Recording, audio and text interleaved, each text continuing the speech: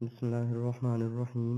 अस्सलामुअलैकुम दोस्तों, हमेशा की तरह आज भी हम आपके लिए एक बेहतरीन, अहम और मुफीद वीडियो लेके आए हैं जो कि बालों में मेहंदी लगाने का बेहतरीन तरीके से मुतल्लिक़ है। तो आइए देखते हैं। लेकिन अगर अभी तक आपने हमारा चैनल सब्सक्राइब नहीं किया तो बराए मेहरबानी अभी हमारा चैनल सब्सक्राइब करें।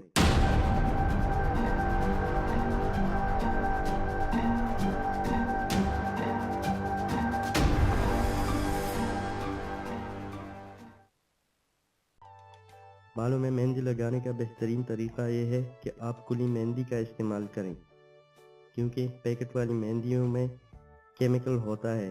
आप कुली मेहंदी लें और इसमें 1 खाने का चम्मच इमली का गाढ़ा पेस्ट, 1 खाने का चम्मच बालों में लगाने वाला तेल, 1 अदद अंडा, 1 चाय का चम्मच चीनी, 1 चाय का चम्मच कलवंजी और 4 अदद लौंग पीस कर शामिल करें और चाय के कहवे से 2 घंटे के लिए भिगो दें।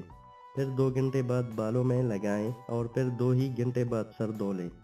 ये अमल महीने में 2 बार करें। इससे बालों में मेहंदी देर तक कायम रहती है और रंग भी बेहतरीन आता है।